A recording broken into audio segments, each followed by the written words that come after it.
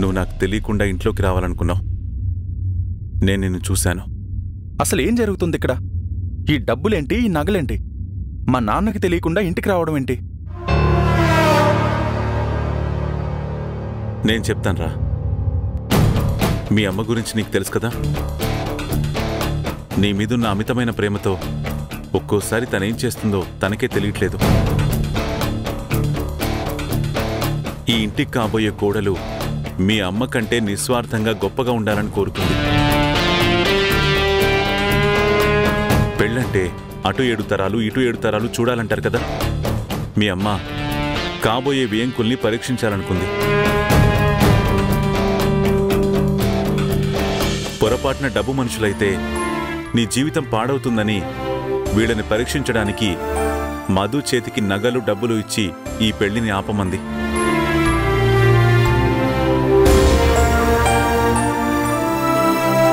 దేవకి, నేను చెప్పానా నా స్నేహితుడు ఎప్పుడూ నా నమ్మకాన్ని వమ్ము చేయడు అని? జరగబోయే పరిణామాల గురించి ఆలోచించకుండా నువ్వు ఇలాంటి పరీక్ష పెట్టినందుకు నా స్నేహితుడి కుటుంబం ఎంత హర్ట్ అయి ఉంటుందో చూడు.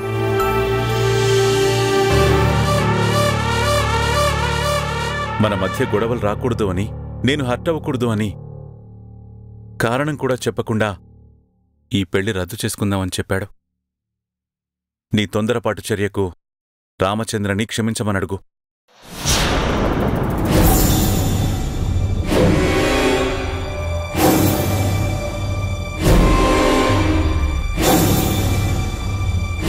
అన్నయ్య, నన్ను క్షమించండి అన్నయ్య.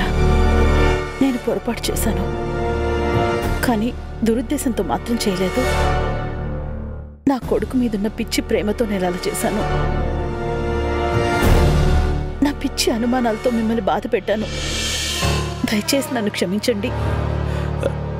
చచ్చా, మనలో మనకి క్షమాపణలేంటమ్మా? అదేం మనసులో పెట్టుకోకు. నేనిదంతా ఇప్పుడే మర్చిపోయాను అనుకో. బాబూ రామచంద్ర, ఇందులో ఒక రకంగా నా కూతురు తప్పు కూడా ఏం లేదు బాబూ. ఆ రోజు మీ కూతురు మా ఇంటికొచ్చింది. పాపం ఈ పిల్లకి అల్లరి అతి ఉత్సాహం ఎక్కువ కదా. ఈ పిల్ల మాటల్ని బట్టి నా కూతురికి అనుమానం వచ్చింది.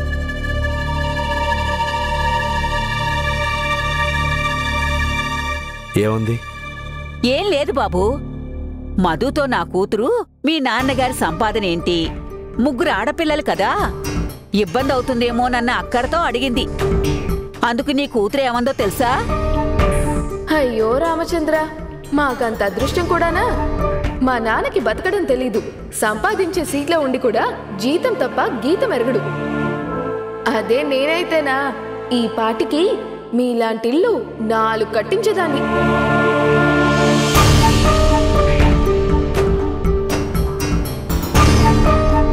చూసావిదంతా? రామా, చిన్నపిల్లరా, తనకేం తెలుసు పాపం. సరదాగా మాట్లాడే మాటల్ని దేవకి సీరియస్గా తీసుకుంది. వదిలే. ఏదైనా తప్పేరా? ఇంత కన్ఫ్యూజన్కి రేయ్, అవన్నీ మర్చిపోరా. అట్లీస్ట్ ఇప్పటికైనా ఈ మిస్అండర్స్టాండింగ్స్ అన్ని సమసిపోయాయి కదా, అదే నాకు సంతోషం. ఎక్స్క్యూజ్ మీ నాన్న, మధ్యలో నేను మాట్లాడుతున్నానని తప్పుగా అనుకోకండి. అన్ని ప్రాబ్లమ్స్ సాల్వ్ అయిపోయాయి గనక మళ్ళీ ఈ గొడవల గురించి డిస్కస్ చేసుకోకుండా వీలైనంత త్వరగా ముహూర్తాలు పెట్టేయండి. పెళ్ళైపోతే ఆల్ హ్యాపీస్.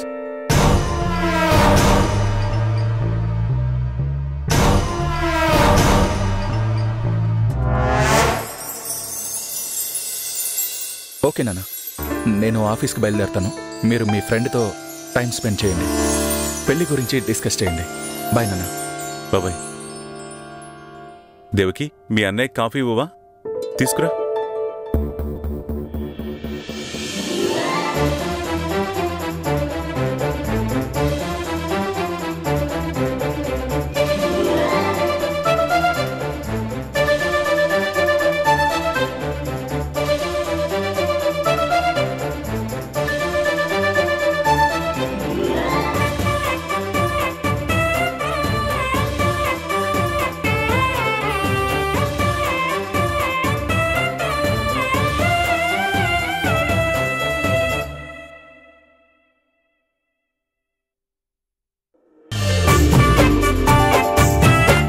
అదేంటి బావా, ఏదో బల్లి మీద పడ్డట్టు అలా ఉలిక్కిపడి బెదిరిపోతున్నావేంటి? నువ్వు ఒట్టి బల్లివి కాదు, రాక్షస బల్లెవి. చ ఊరుకో బావా, నువ్వు నీ సరసాలు. సరసలా? ఇదో టైప్ సరసంలే. అయినా అందమైన మరదల్ని చూసి ఉన్నవి లేనివి కలిపి చెప్తూ పొగడ్తలతో ముంచెత్తేయాలే గాని ఎవరైనా బల్లిగిల్లి అంటారా సిలిగా? అయినా మీకెంత కోపం ఉంటే మాత్రం మరదల్ని పట్టుకొని రాక్షస బలి అంటారా? అంటే గింటే అందాల రాక్షసి అని పొగడ్తలతో తిట్టాలి గాని. ముందు కారు దిగు, చిరాకు తెప్పించుకో. నేనెక్కడ తెప్పిస్తున్నాను చిరాకు? తమరు బేసిక్ గాని నిప్పు మీద పడ్డ ఉప్పులాగా చిటపటలాడుతూ ఉంటారుగా. మ్యానుఫ్యాక్చర్ డిఫెక్ట్ అనుకుంటా. ఏమన్నావు? నన్ను మ్యానుఫ్యాక్చర్ డిఫెక్ట్ అంటావా? అంటాను, నా ఇష్టం. బావని ఎన్నైనా అనడం, ఏమైనా అనడం మరదలి హక్కు బావా. ఇదిగో, ఈ బావ మరదలు వరసలన్నీ కట్టుపెట్టు, నాకు నచ్చదు. అబచా, అప్పుడు మరదల్లేని ఆడపిల్లని చూసి సంబంధం కుదిరించుకోవాలి. ఈ జన్మకింతే. What's your problem? Get down first. అబ్బో, ఇంగ్లీషు మేము చదువుకున్నామండి, గ్రాడ్యుయేట్. రేపో మాపో రిజల్ట్స్ కూడా వచ్చేస్తాయి. ఇప్పుడు కారు దిగుతావా లేదా? దిగుతా. నన్ను క్షమించానని ఒక్క మాట చెప్పండి, దిగిపోతా. నిన్ను క్షమించాలా? అస్సలు క్షమించను.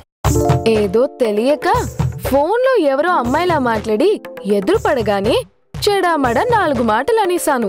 అవన్నీ మనసులో పెట్టుకొని కోపంగా ఉంటారా? మరదల్ని క్షమించేయాలి గాని. నన్నెవ్వరూ అంత డ్యామేజింగ్గా మాట్లాడలేదు. అస్సలు క్షమించను. నువ్వు నన్ను క్షమించాను అని చెప్పేదాకా నేను కారు దిగను.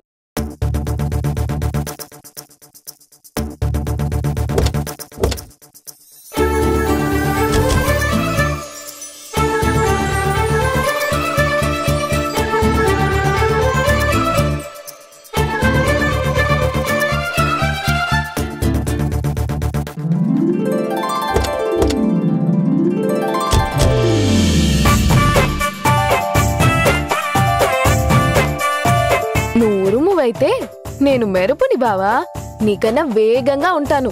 ఓ గాడ్, చూసావా, నా వల్ల అప్పుడే దేవుడు కనబడుతున్నాడు నీకు. ఏ రాక్షసి, దిగు ముందు. నన్ను క్షమించానంటే తప్ప దిగను కాక దిగను. క్షమించే ప్రసక్తే లేదు. అయితే దిగే ప్రసక్తే లేదు. ఏసీ ఆన్ చేయి బావా, బాగా ఉక్కబోస్తుంది.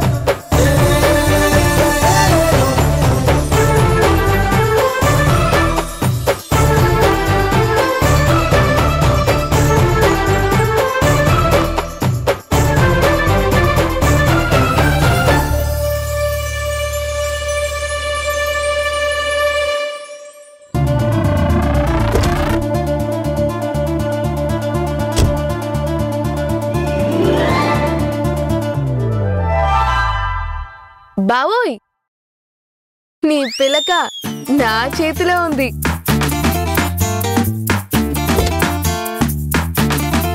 మర్యాదగా కీస్ ఇవ్వు. ఇవ్వను. ఇవ్వమంటున్నానా? ఇవ్వనంటున్నానా? ఇదిగో, నాతో ఆటలాడకు, మర్యాదగా కీస్ ఇచ్చేయ్. నువ్వు నాతో పోట్లాడకుండా క్షమించానని చెప్పు.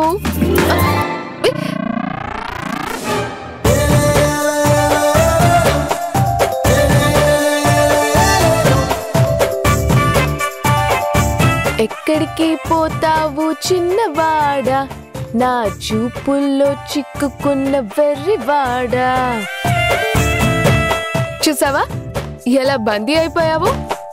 ఇప్పుడు నా ఖైదీవి. మర్యాదగా ఇది విప్పేయ్. క్షమించానని చెప్పు. మరి చెప్పను. నేను విడవను.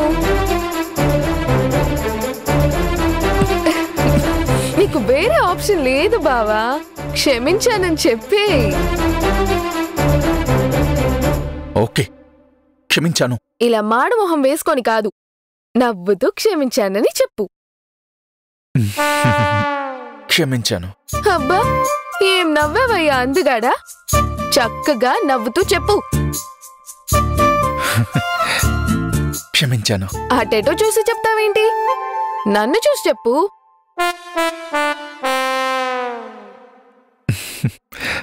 క్షమించాను. అబ్బబ్బబ్బబ్బబ్బా, ఆ స్మైల్ ఎంత బాగుందో. చక్కగా ఇలా నవ్వుతూ ఉండొచ్చుగా, బావుంటావ్. చెప్పానుగా, విడిచిపెట్టు. విడుస్తాన్లే. గొడవలతో మొదలైన బంధాలు స్ట్రాంగ్ గా ఉంటాయంట.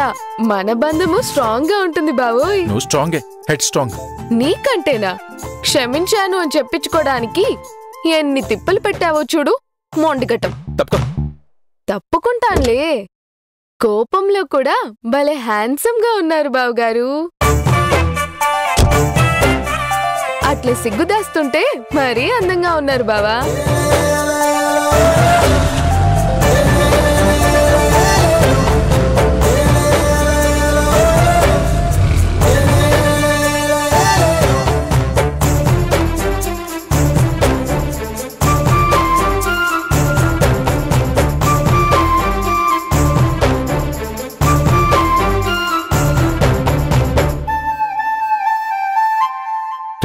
అసలు ఇవాళ ఎంత రిలీఫ్గా ఎంత హ్యాపీగా ఉన్నానో తెలుసా?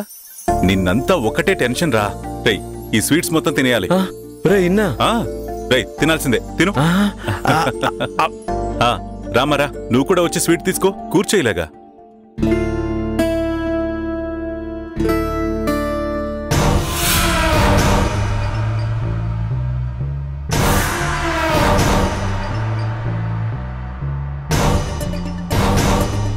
రేయ్, మరీ అమ్మాయిని బెదరగొట్టకరా.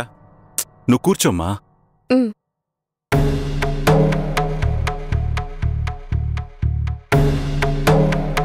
అత్తగారికి సారీ చెప్పు.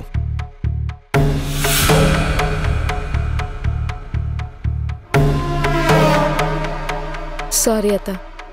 చచ్చా, సారీ ఎందుకమ్మా? నేనే నీ అల్లరి మాటల్ని అపార్థం చేసుకుని ఇక్కడి దాకా తీసుకొచ్చాను. ఆ దేవుడి దయ వల్ల అన్ని అపార్థాలు తొలగిపోయాయి.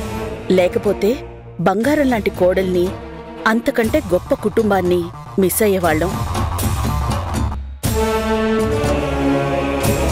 అదిరా దేవకి మనసు.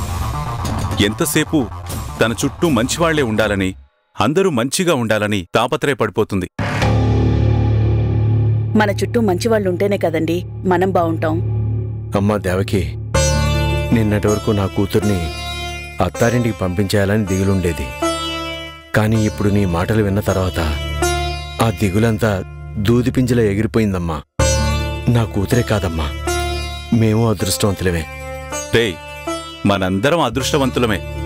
ఇందాక మీ అల్లుడు ఆఫీస్కి వెళుతూ ఏం చెప్పాడో గుర్తుందిగా? వెంటనే పెళ్లి ముహూర్తాలు చూడమని చెప్పాడు.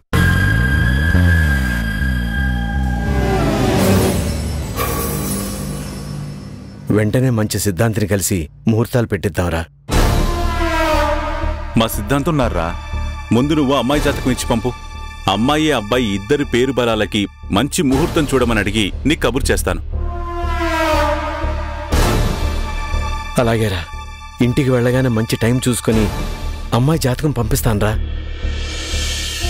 నా వరకు అయితే అమ్మాయి జాతకం కూడా చూపించాల్సిన పనిలేదు. అమ్మాయి మొహంలోనే లక్ష్మికళ ఉట్టిపడుతోంది. ఇందుని కట్టుబట్టలతో నా ఇంటికి కోడలుగా పంపించినా నాకు సంతోషమే. మంచి పెళ్ళాం అనే ట్యాగ్ కోసం కొన్ని ఇష్టం ఉన్నా లేకపోయినా భరించాలి. ఇష్టం ఉన్నట్టు నవ్వుతూ తల ఊపాలి. అలాగే నేను కూడా నా మొగుడి కోసం మీ ఇంట్లో ఇష్టమనే తలూపాను. ఇప్పుడు నా ఇంట్లో ఇష్టం లేదనే విషయం చెప్తున్నాను. నీ తొందరపాటు చర్యకు రామచంద్రని క్షమించమని అడుగు. అన్నయ్య, నన్ను క్షమించండి అన్నయ్య. నందు బావ కొంచెం మూడిగా ఉన్నట్టు అనిపించినా మంచోడే. కానీ ఈ అత్తగారు ఉన్నారే, ఈవిడ మాటలకి చేతులకి వంతన కుదరడం లేదు. ఏదో తేడా కొడుతుంది. ఈవిడ గారి మీద ఒక కన్నేసుంచాలి.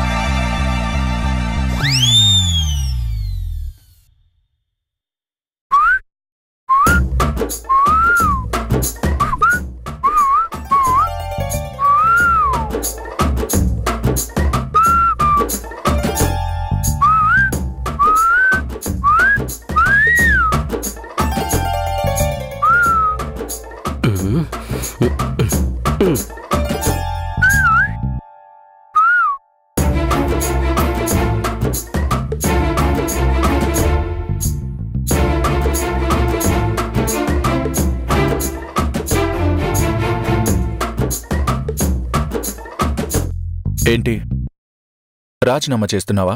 ఎస్, పెళ్లి చేసుకోకుండా బ్రహ్మచారిగా మీ దగ్గర బానిసలా చావదలుచుకోలేదు. మీరు నా పెళ్లికి ఒప్పుకోలేదు గనక రాజీనామా చేయాలని డిసైడ్ అయ్యాను. గుడ్. రాజీనామా చేసే ముందు నువ్వు కంపెనీకి చేసిన అగ్రిమెంట్ కాపీ చదివావా? ఉద్యోగంలో చేరినప్పుడే చదువుకోలేదు. రాజీనామా చేసేటప్పుడు ఎందుకు చదువుతాను? చదవాలి రాజా. మన కంపెనీ టర్మ్స్ అండ్ కండిషన్స్ ప్రకారం నీ ఇష్టానికి రాజీనామా చేస్తే కంపెనీకి 10 లక్షలు కట్టి వెళ్ళాలి. ఎస్ రాజా.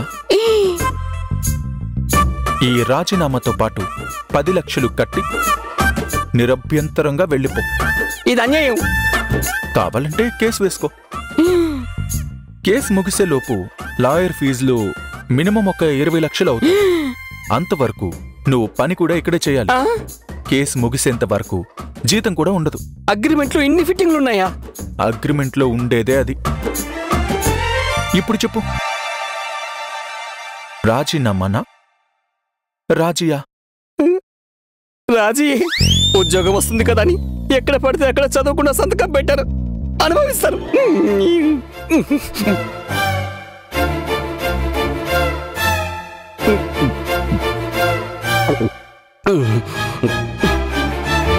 మీరు మాత్రం క్యాన్సల్ అయిన పెళ్లిని కూడా మళ్ళీ ఓకే చేసుకుంటారా? నేను మాత్రం ఒంటిగాని రాక్షసుల్లా ఒక్కనే చిడతలు కొట్టుకుంటూ బతకాలా? బ్రహ్మచారి స్టమక్ బర్నింగ్ అనుభవిస్తారు.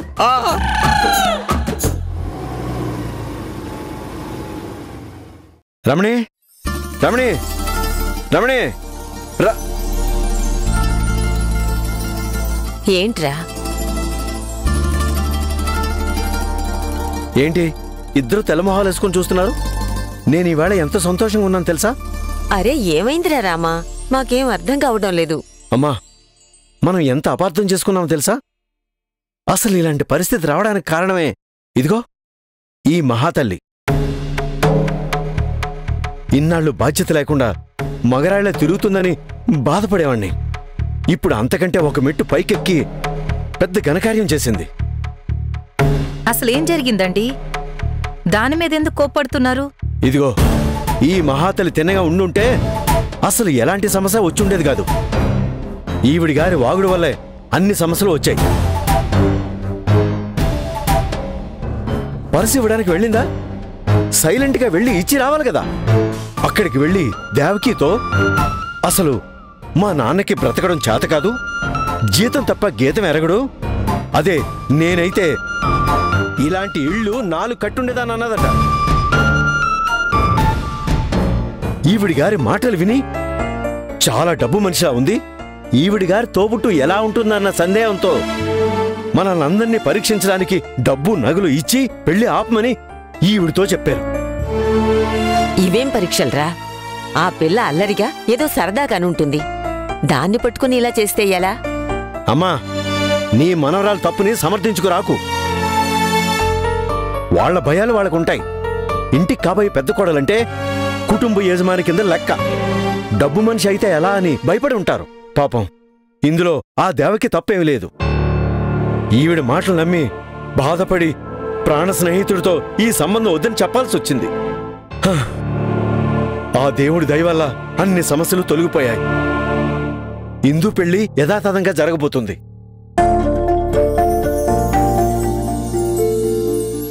మన గుణాల్ని తెలుసుకోవడానికి దేవకి చిన్న నాటకం ఆడితే ఇదిగో ఈమె ఇంత దాకా తీసుకొచ్చింది. దేవుడి దయ వల్ల చివరి నిమిషంలో నిజ నిజాలు తెలిసాయి కాబట్టి అటు స్నేహాన్ని ఇటు కలవబోయే బంధుత్వాన్ని కాపాడుకోగలిగాం. నాన్నా, మీరు చెప్పినట్టే రాజీనామా రాసిచ్చొచ్చాను నాన్న. అరే, అన్ని విషయాలు ఇలాగే తొందరపడుతున్నాం. మరేం పర్లేదులేమ్మా, మీ మామగారి కంపెనీయే కదా, రాజీనామా యాక్సెప్ట్ చేయర్లే.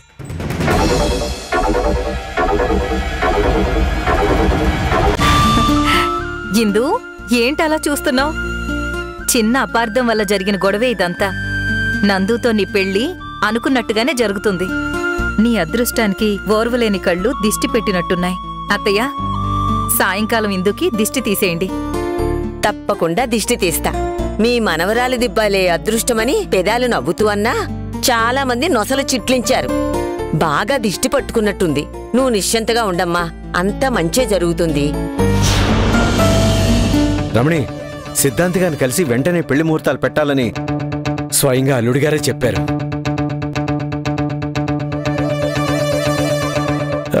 ఇందు జాతకం తీసుంచు. వజ్రం అది లేకుండా చూసుకుని వెళ్ళి రాజాకి ఇచ్చొస్తాను.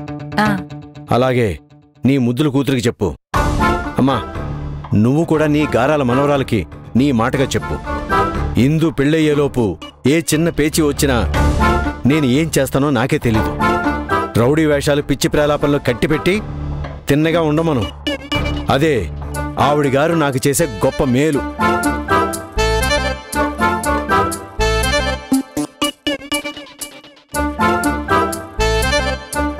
ఏంటి జాలి చూపిస్తున్నారా? ఆయన నన్ను అలా మాట్లాడకపోతే ఆశ్చర్యపోవాలి. ఒక కాఫీ ఉంటే ఇక్కడ పడేయండి, మొహం కట్టుకొని వస్తా.